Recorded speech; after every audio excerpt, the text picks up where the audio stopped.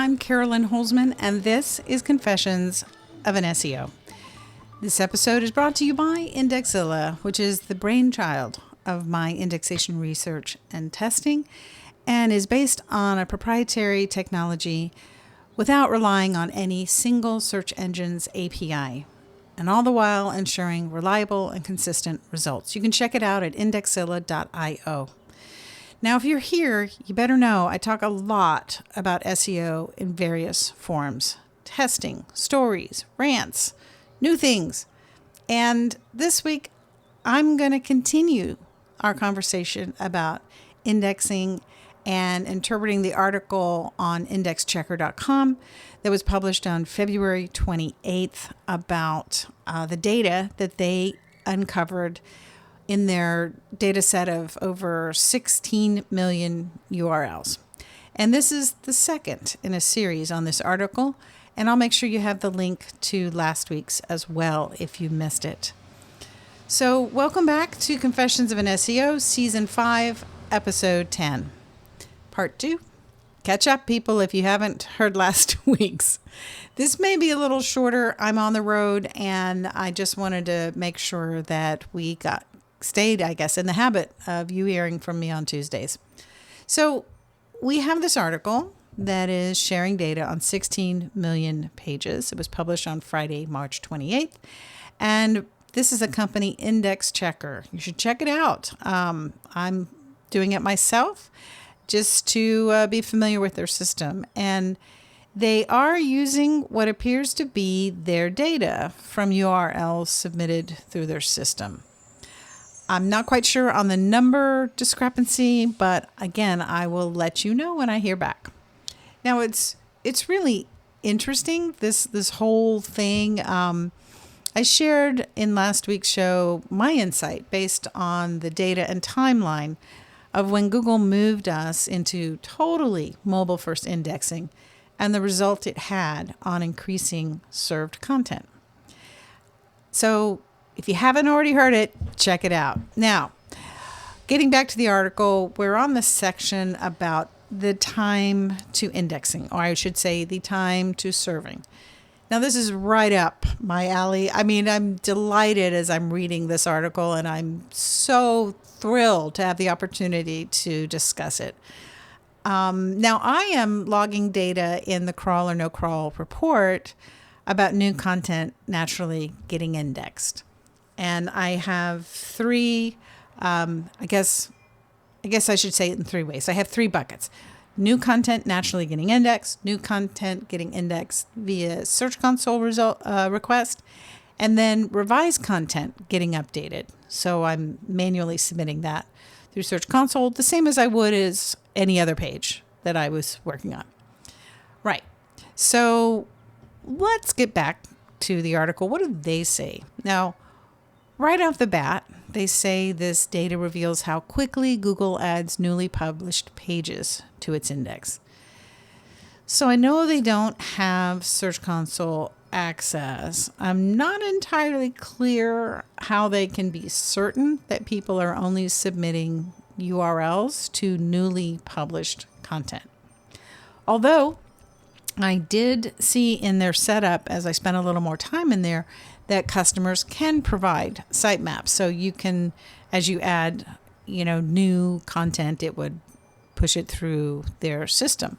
And of course, if that were the case, they would be able to have the published date data. So I guess I'll stand down on that. All right. So as they went through the analysis, they broke it into essentially 4 groups.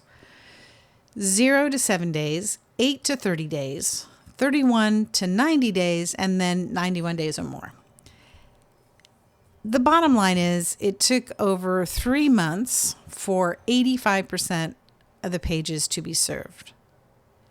They use the word indexed, but remember, they're not looking at individual Search Console data, and likely how they were able to see its API. And I've checked a lot of similar systems out where you can pop in a couple of URLs and say, tell me if this is indexed or not. And what I found is many times pages that are noted as indexed in Search Console, in those API pulls, they're tagged as not indexed in those tools. Really, it just means not indexed yet if you're going to make it all the way through the serving system, right?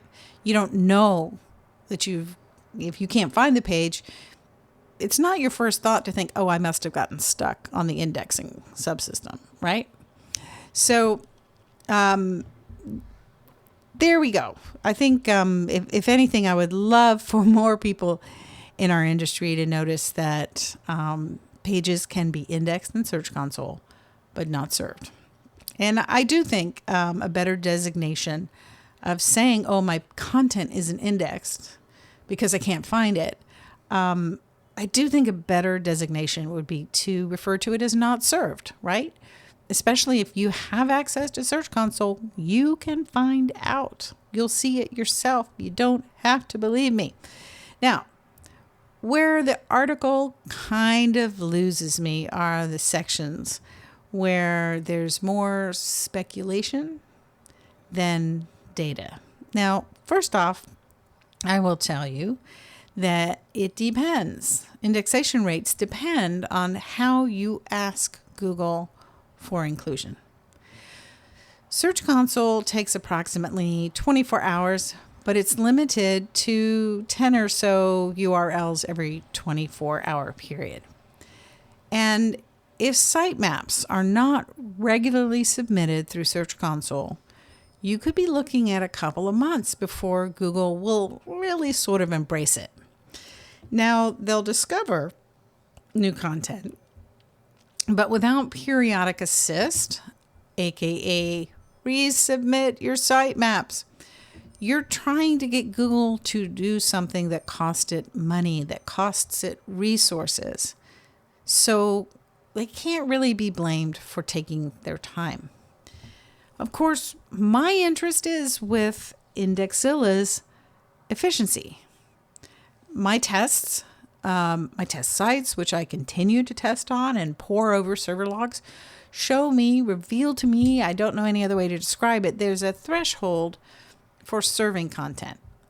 A lot of it can get stuck at the indexed system stage, but not make it over that serving threshold. Now, I talk about this frequently, but it's interesting how we still don't see how normal this is.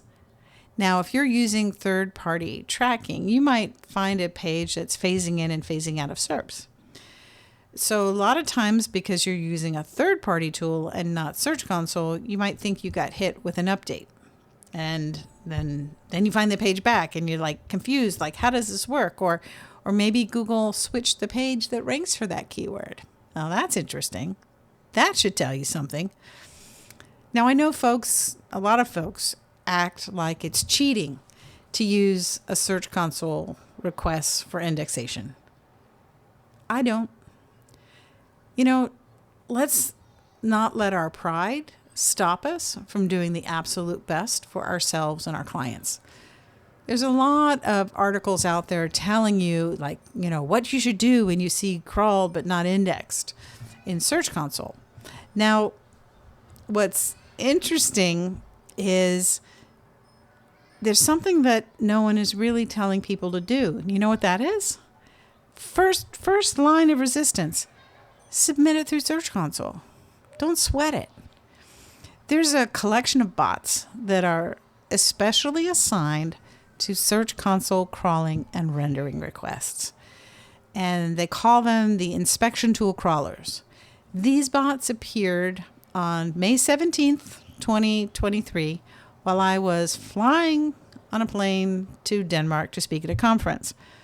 Now, I happen to keep track of Chrome builds. And so when these crawlers came out, I started tracking their Chrome builds and their dates. And these crawlers behaved incredibly similar to all the other, like what we actually refer to as a Googlebot, right?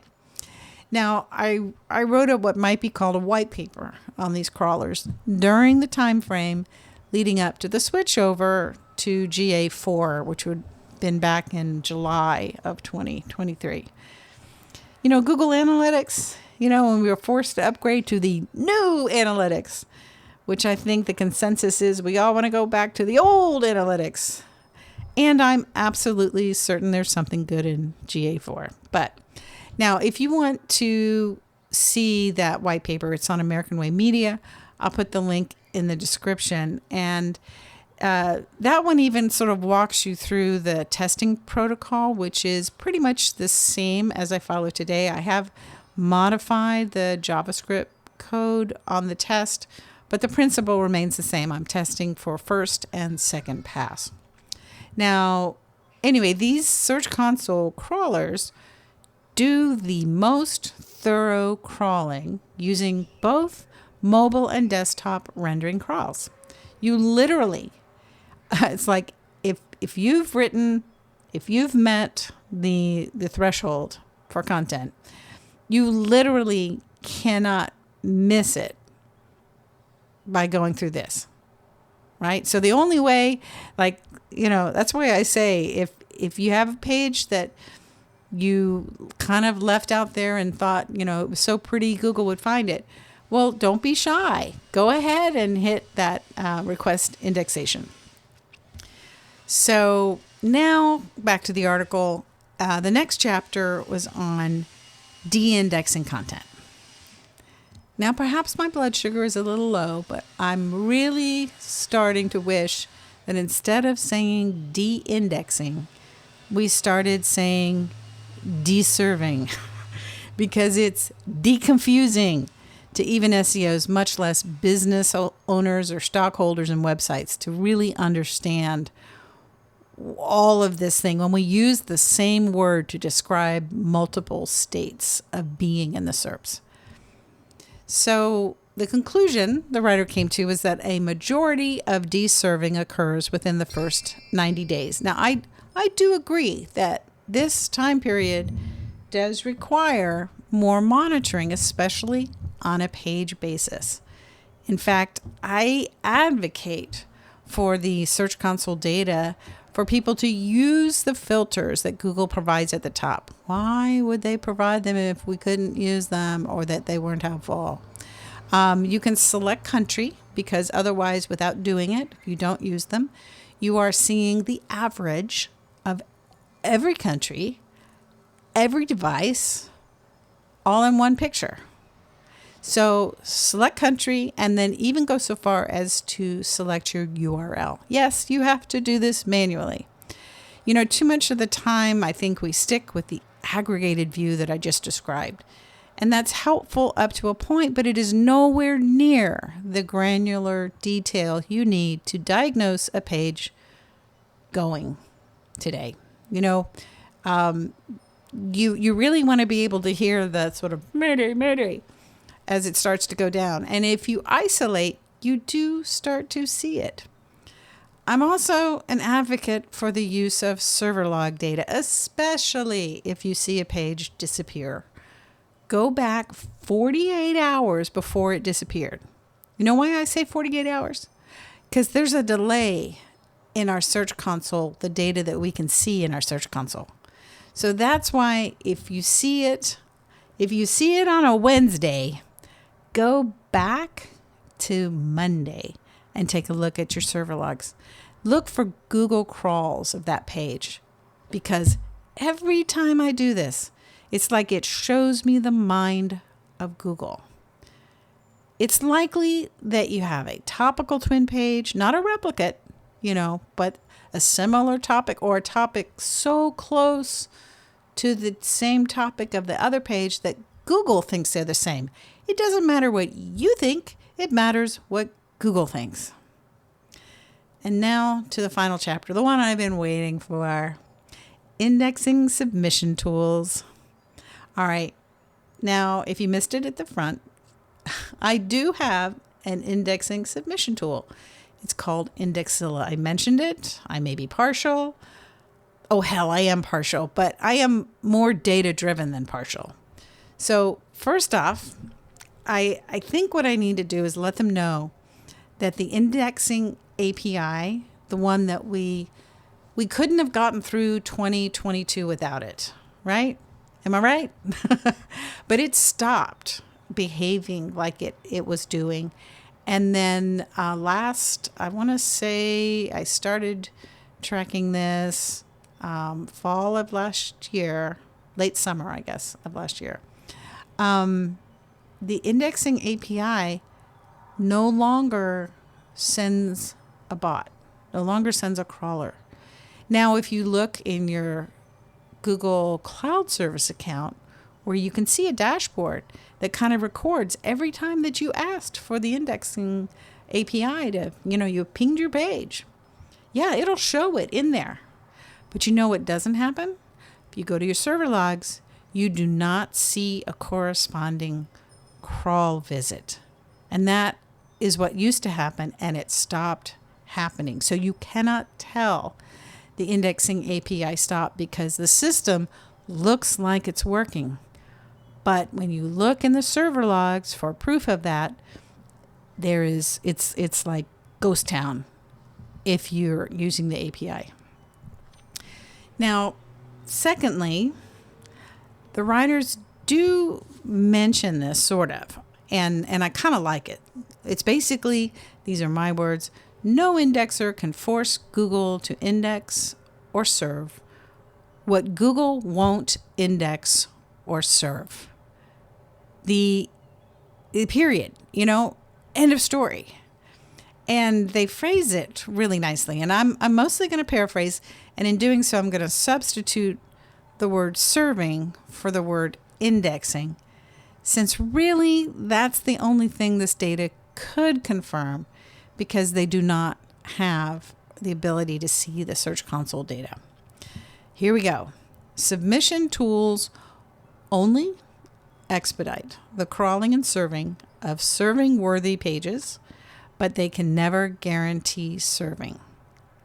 Right? So that's the thing. This serving is what we misname as indexing. Well, there you have it. And I'm sure we'll be talking more about indexation and backlinks and Search Console. And if I didn't know this was Confessions of an SEO, I'd swear it was an SEO podcast. That's it for me this week. Indexilla is my indexing platform to get your content and backlinks indexed. It's so much within Google's terms of service that it is safe for every type of link, including your money site. You can find it at indexilla.io. If you need help with your site, not sure where to dig, my specialty is forensic SEO. Does this mean I'm going to bring up something you've never seen before or never thought of before? Maybe. But the value is in the perspective brought through my experience in testing. To stay on the cutting edge of the state of indexing, check out Crawl or No Crawl on Substack. You can find it if you just search Crawl or No Crawl. Thank you for being a listener. I hope you'll come back next week. We'll have more SEO conversations, observations, and testing stories. If you have questions about today's topic or these last 2 weeks, you can reach out and text your question to Confessions at 512-222-3132. I will answer. Thanks again, and until next week, I'll see you in the SERPs.